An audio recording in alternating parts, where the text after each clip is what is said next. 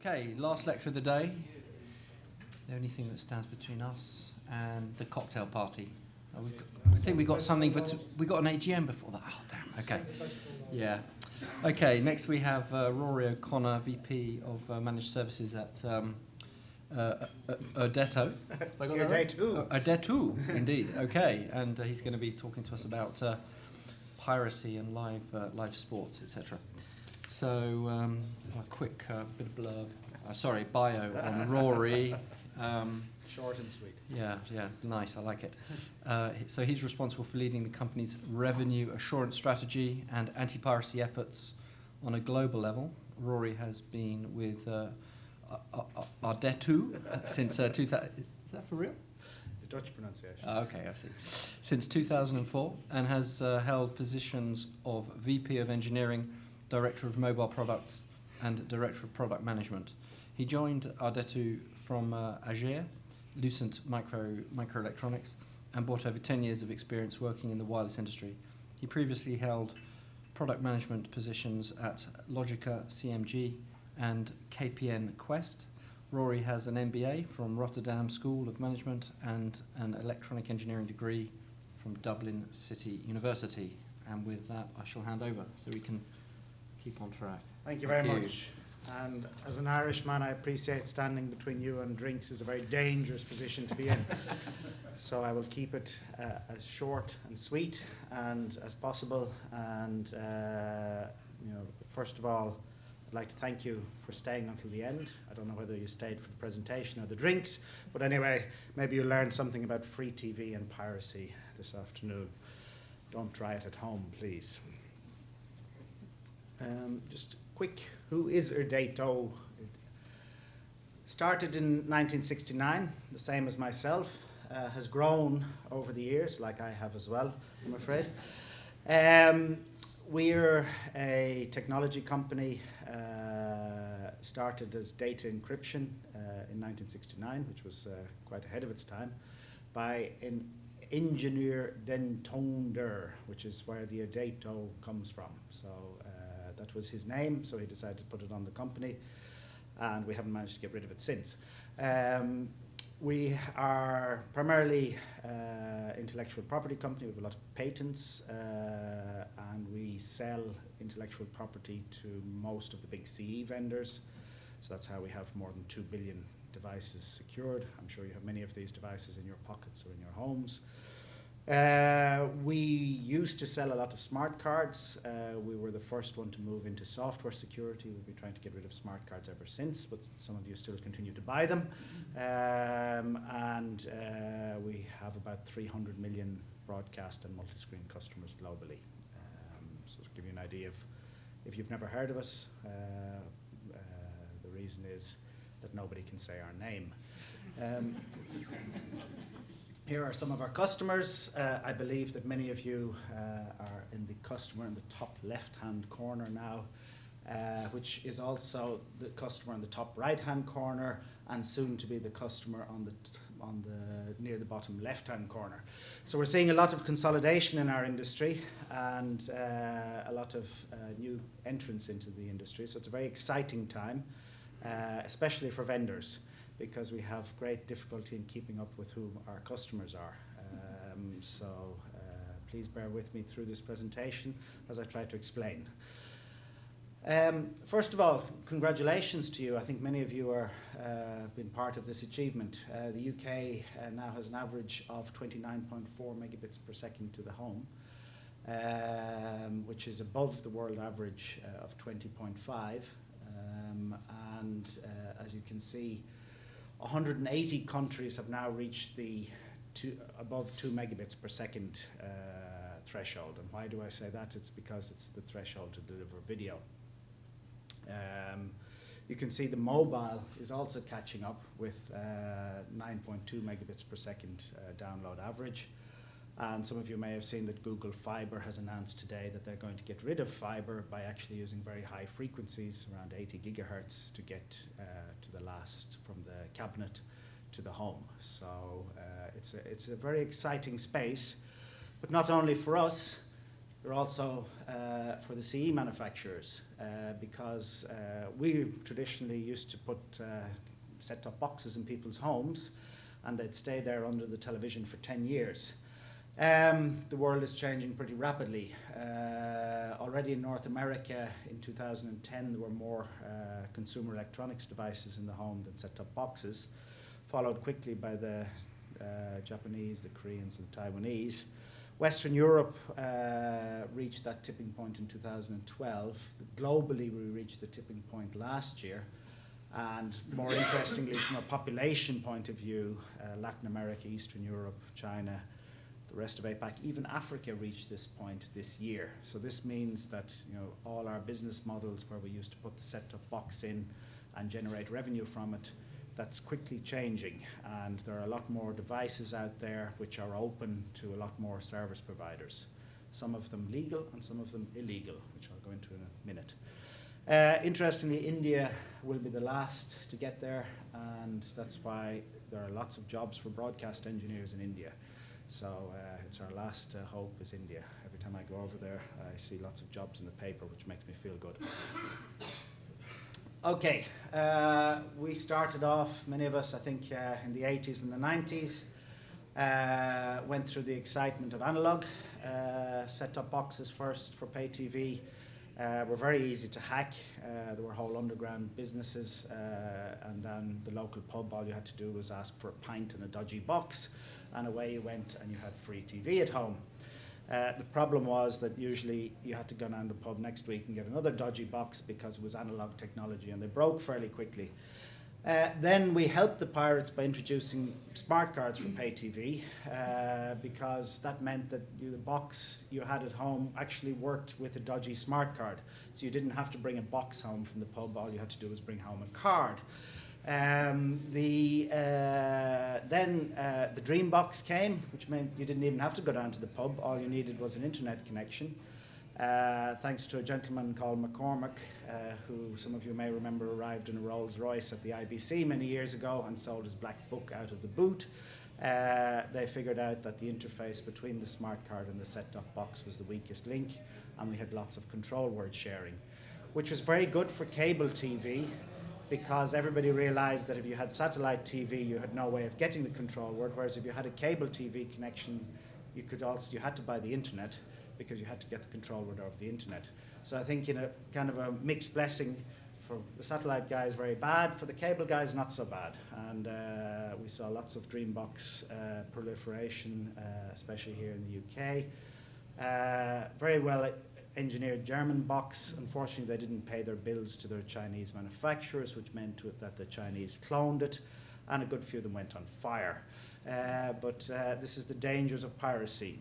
Then the pirates realized that they should start having a subscription model. So a lot of people started serving out control words, especially from Morocco, Algeria, countries where the arm of the law doesn't reach so far. And we got a lot of pay TV subscription from Morocco, picking up UK satellite signals and watching Sky Sports in HD. However, the threat I'm here to tell you about today is even greater, which is the internet. Control word only took a couple of kilobits per second. You could do it over a dial-up line if you were pushed. The initial McCormack hack was actually over CB radio. With the launch of IPTV streaming boxes, you don't need to get the control word from anywhere, and you don't even need to have a satellite dish or even a pay TV subscription. All you need is an internet connection. And we look at the device like the MAG 250, which is a certified IPTV box. It's got conditional access on board, certified from a legitimate conditional access vendor with the largest chipset manufacturer in the world also certifying the chipset. And it comes from the Ukraine, and it has the best television bouquet you will ever see in your life for a very reasonable price. We'll go into that in a minute. This means that the borders are breaking down. Yeah, and as an industry, we've seen this coming. This is a survey from 2012, but we seem to be challenged in what to do about it. So what you can see here in this survey, and thanks for the laser pointer, is that people are getting less and less worried about control word sharing. It's not really working, there we go. Less and less worried about control word sharing. less and less worried about smart card distribution, which is very bad if you're in the smart card business because it means the hackers aren't bothered hacking smart cards anymore. But downloaded content and redistribution over the internet has become the number one fear for our industry. Yeah, and this is, over a period of 5 years, going from 18% to 38%. So this is what we need to address as an industry if we're to continue to sell pay TV. It's become very easy to set up your own pay TV broadcast station in your bedroom. All you need to do is capture the HDMI with a $100 tuner card, do a video redistribution for another $100, which will also block out the logos for you, and the VCID, or the fingerprinting as we used to call it, and then generate a stream which you can put onto First Row Sports, Vital Ustream, get your funding from the ad networks, and there you go. You can make anything between reputed £2,000 a month to £12 million a year. Very different amounts, but I guess it depends how successful you are in the marketing. But it means that we have a lot of backstreet TV stations setting up on the internet, usually not generating their own content, but taking prime sports content, movies and series. Okay, so how do they market to consumers? Well, the same as everybody else. They sell you a device on eBay to pick up the signals. They put their search terms in Google. And sorry, go back, we seem to have some problems here. And then we use Bing or Facebook or Twitter to advertise our service. And then we get lots of customers because they don't want to pay for TV. They prefer to get it for free. Yeah. And if I look at during the World Cup, which we just finished trying to police, we identified nearly 8,000 streams, which we reckon was about 22 million illegal views. That's the number of people in Australia.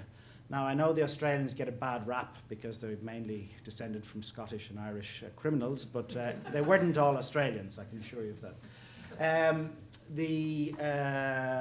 We saw a massive amount in the Middle East, with over 2 million Facebook followers in the Middle East of illegal pirated streams. The World Cup was free here in the UK, it was paid in the Middle East. You got a hell of a lot of traffic from the Middle East coming here to the UK on BBC iPlayer and ITV Player. I think ITV had some issues with that. I seem to remember some matches weren't visible because they got so much traffic they weren't expecting, who managed to crash the player. So piracy not only has a detrimental effect in the markets where it's originating from, but also in the markets where it's going to. So this is probably trying to show the landscape of our business. We have competition from Netflix. We have Amazon or Love Film here in the UK. We have freemium like the BBC, though you may not think it's free when you pay your television license. And then we have ad-based like ITV. Okay, this is kind of the landscape. Now the pirates also have the exact same business models. Yeah, they have subscription for the high end. So for people who are prepared to buy a box and pay a monthly or a yearly subscription. They have a transactional, so they have pay-per-view, they have VOD. They have freemium, so they'll give you some teasers, and they also have ad-based, so they drive a lot of ad traffic through the browsers and paid per click. Some of you may have tested some of these services, watching some sports. You'll notice that you probably have to click away on average between 5 or 6 ads to actually get to the stream. Every time you click the ad, you make money for the pirates. Yeah? And you probably pick up some malware on the way. So just be careful that you don't use your corporate PC to watch that favorite sports, because you may not only be revealing your secrets, but also your company's. Okay. Good news, as Goran explained to us earlier, is that IPTV is growing. We've got 100 million subs, and it's growing about 20% a year. That's the legitimate IPTV business. The illegitimate IPTV business is growing even quicker. This is a Google searches for IPTV devices. So this is the best we can do for market research. We see what people are looking for. The blue line is the good line. So that's people looking for legitimate devices like Apple TV, Roku, Kindle, Amazon. The red line, I'm afraid, is the pirate devices, XBMC, free streaming IPTV device, all those type of things. As you can see, the red line has overtaken the blue line.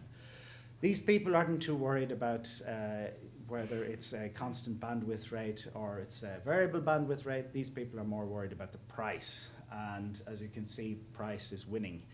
The interesting thing here is that if you look at the searches, that also results in the devices. So people are getting more and more savvy about what device to search for. So the search terms are getting more refined, which would lead me to believe that people are still talking down the pub about piracy, and they're saying you must look up the Mag 250 box when you get home from the pub, because we see a big demand for certain search terms. So people are not, at the start they were looking for free TV and free streaming. Now they actually look for the technical term of the box they want.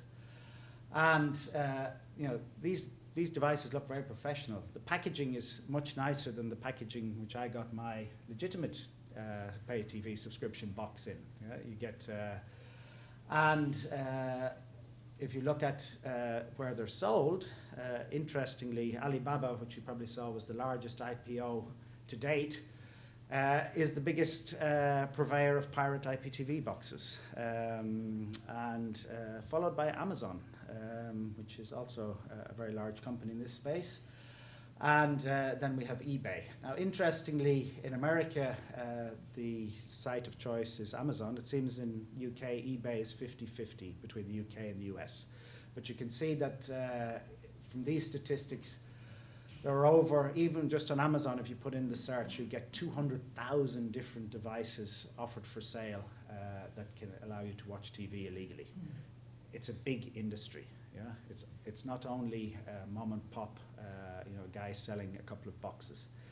There are millions of boxes being shipped into markets globally, primarily manufactured in Shenzhen.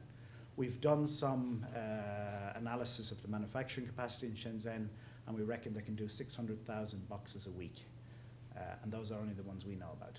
So when you're looking for a new set-top box manufacturer, I don't think you look for one that can do 600,000 boxes a week. So this shows the extent of the problem, and also the threat it is to our legitimate pay TV business. Okay, so what do these devices look like? Not that I'm advocating that you go and look yourself, but if you needed to for some research, you could see that the device on the left is a high-end device. It offers all the premium sports content. It also offers, interestingly, and I'm wondering how many of your set-top boxes can do all these things: Twitter, Skype, Netflix, Facebook, Google Play, and it also offers here on the right side Premier League, National Geographic, Comedy Central, Flash, Google Plus, and this is an illegal or open source video software. And this is XBMC, a very favored term for the IPTV pirate community. It's fully rooted, jailbroken, and loaded. Yeah? So it hits all the keywords for most of the pirates. And it's also got a free movie. So it's got a movie, and it's got the latest X-Men, whatever movies you want to watch. So you don't have to go out of the house anymore. You don't even have to go to the cinema. And then for the low end of the market, we have the, let's say, the ITV of the illegal streaming. So you see you get a lot of ads, fast, easy, safe. Now, I don't know if that refers to the videos or to the lady here, but anyway. You get all the channels, all the movies you can watch, and then you get here all the ad networks that are involved. So some big names here, Yahoo, Google, etc. And you can see that this is a very advanced way of generating revenue, because you keep clicking on these ads as you try to watch the movies or the sports. And it leads, as you know, every click delivers cents, and cents become dollars or pounds, and pennies become pounds. And this is what funds the low end of the market. So, we look at the stats globally. About 15% of the world is pay TV. The rest is ad-based, driven. And that's usually the same breakdown here. 15 to 20% are buying high-end boxes with HD capability, 1080p, and the rest are looking at the low-end ad-based revenue.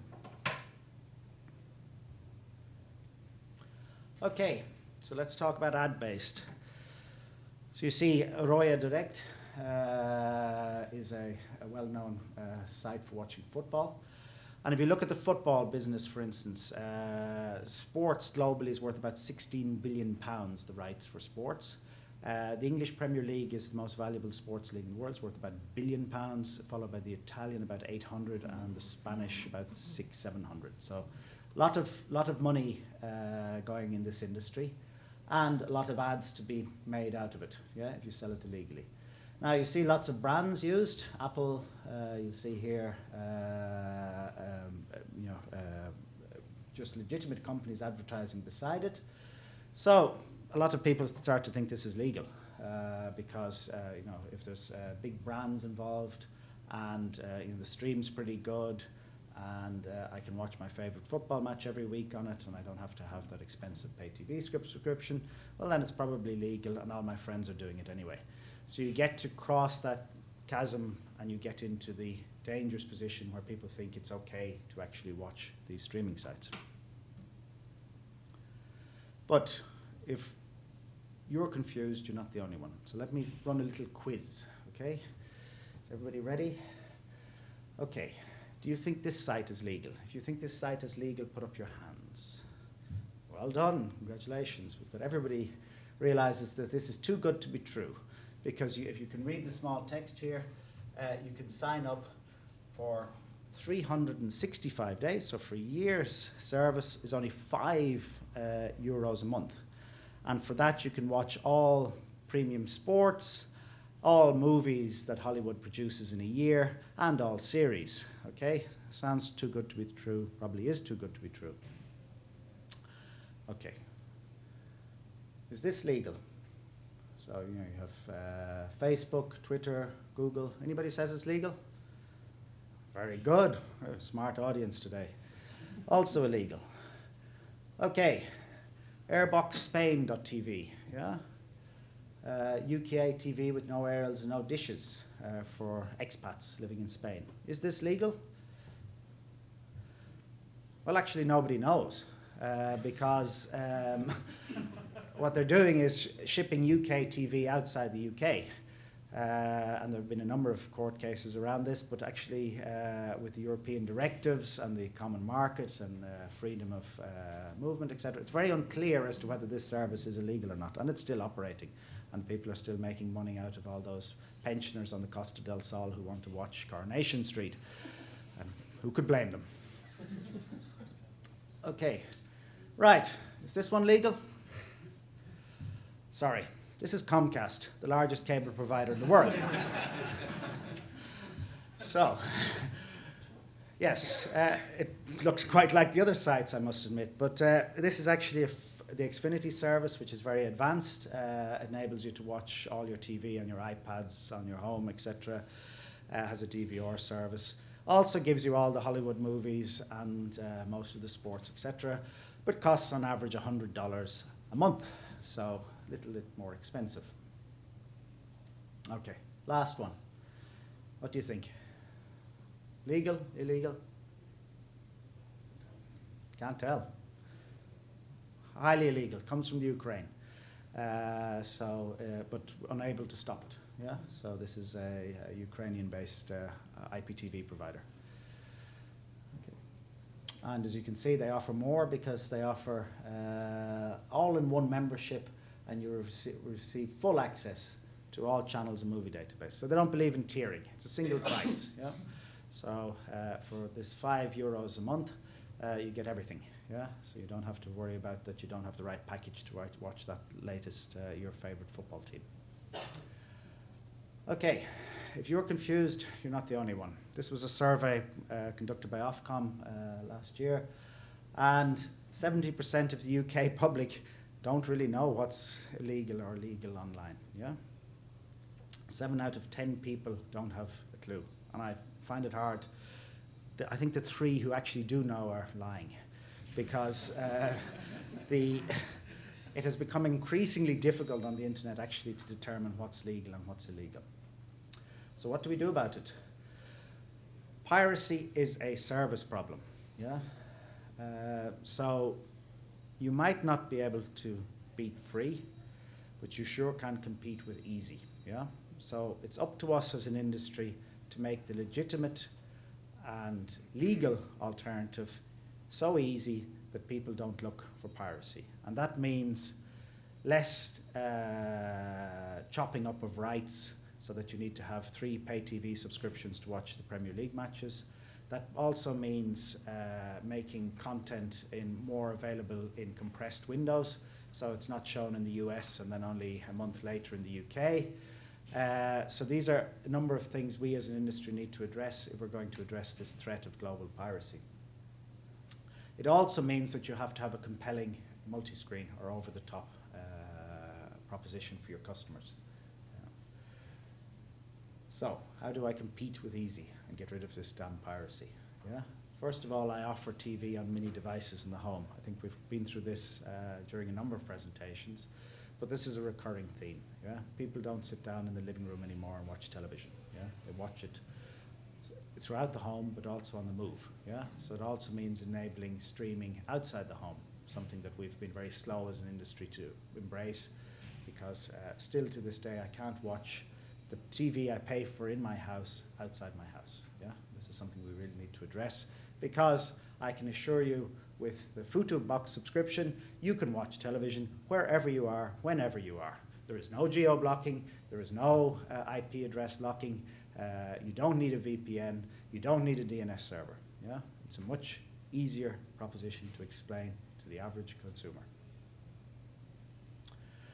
Okay, so disrupt the piracy services. So there is definitely a requirement for enforcement. You'll notice that a lot of piracy is on YouTube.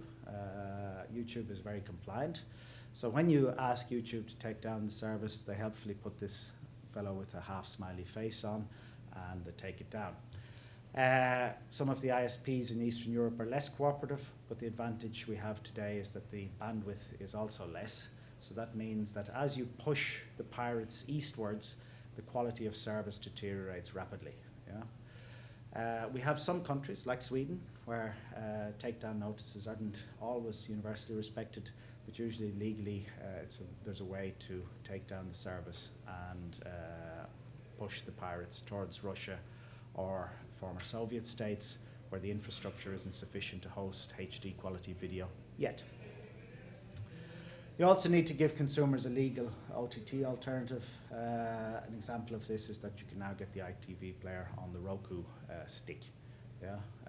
Which means that you can watch it without crashing, we hope. So 2 things that every pay TV operator needs to embrace. First of all is an enforcement program, and second of all is make your service as good or better than the pirate service. Okay, what does an enforcement service look like?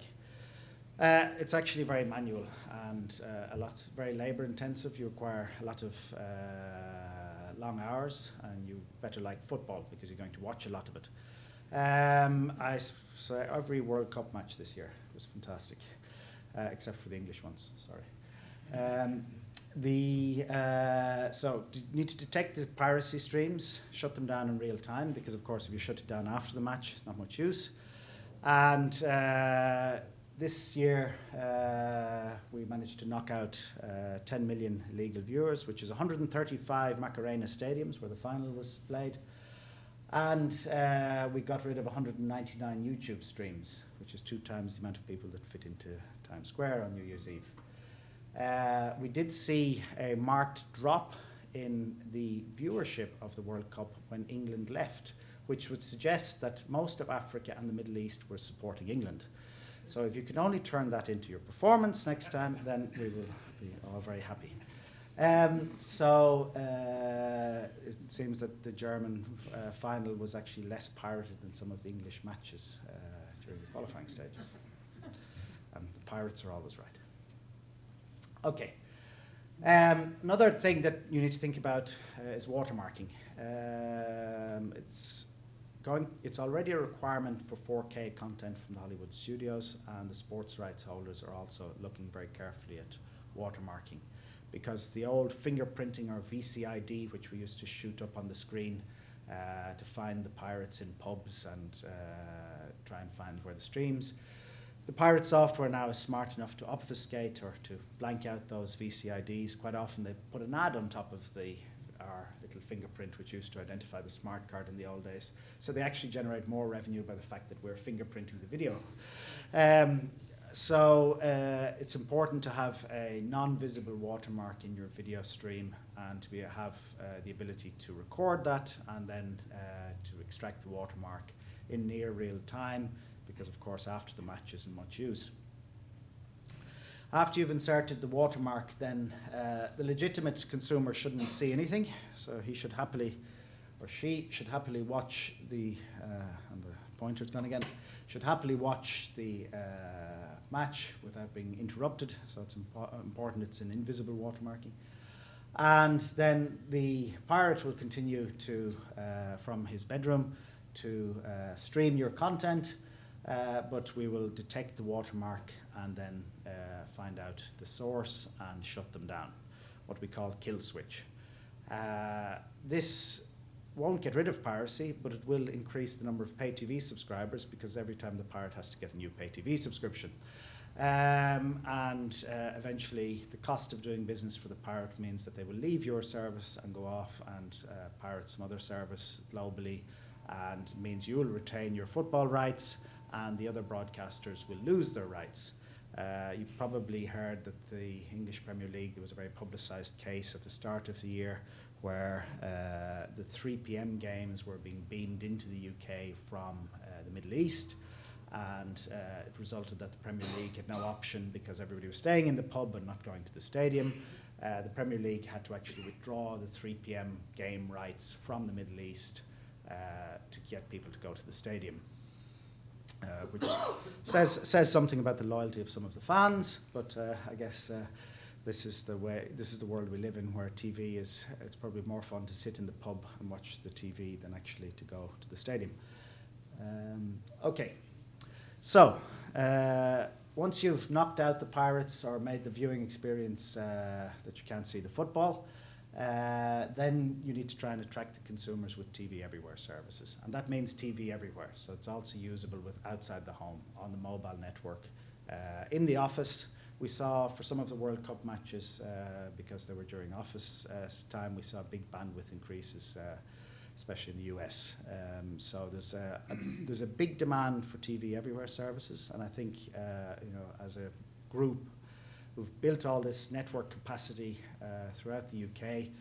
I think this is when that network capacity is going to come into its own, because it's it's an infrastructure that traditionally was peak usage, was around prime time.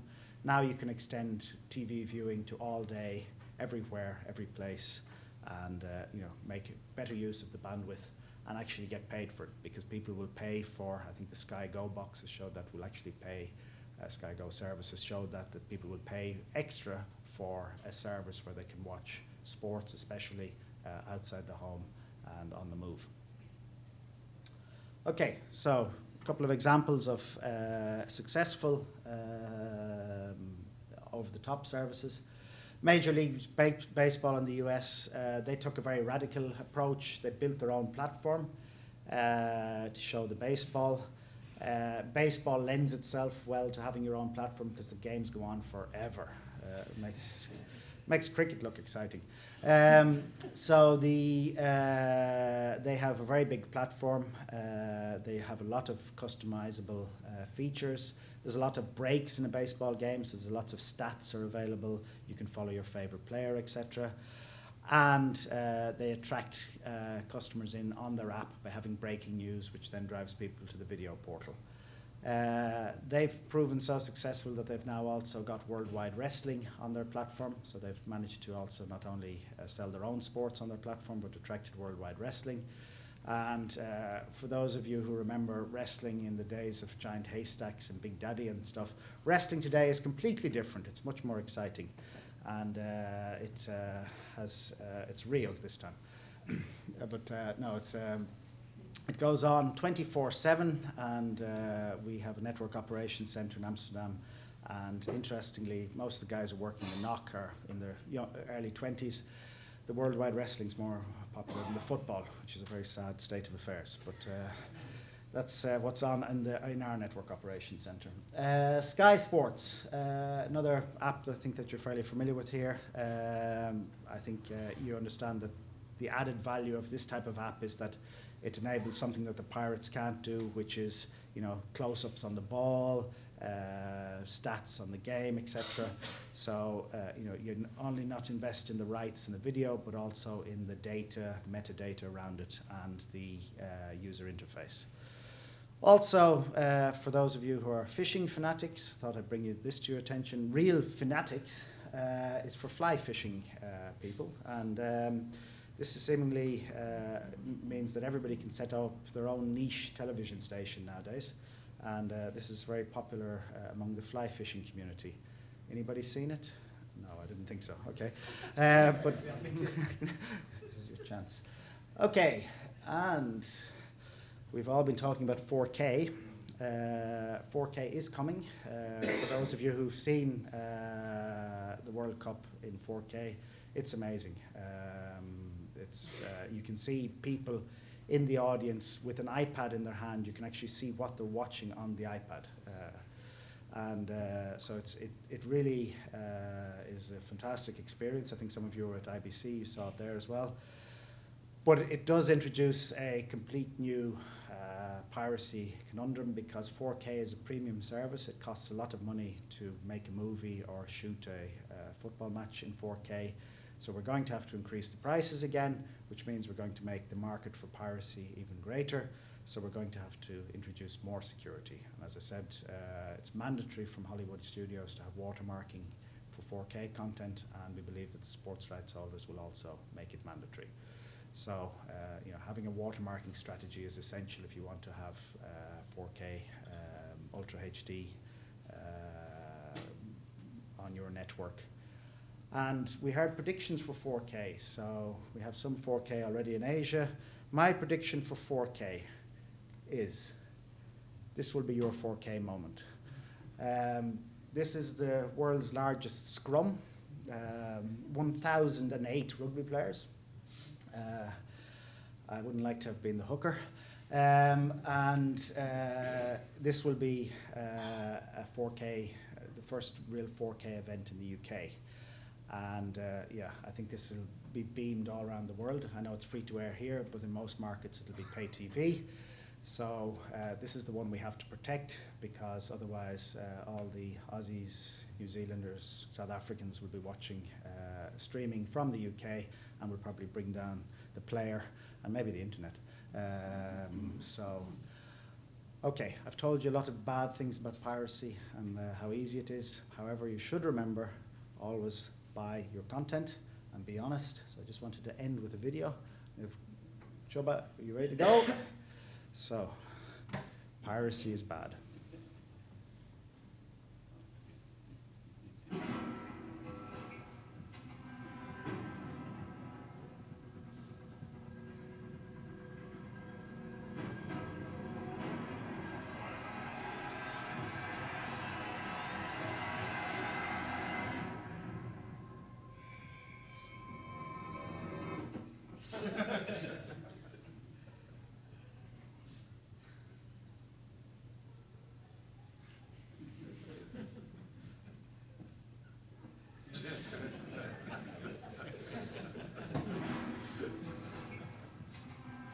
Okay, we need to go to the next one.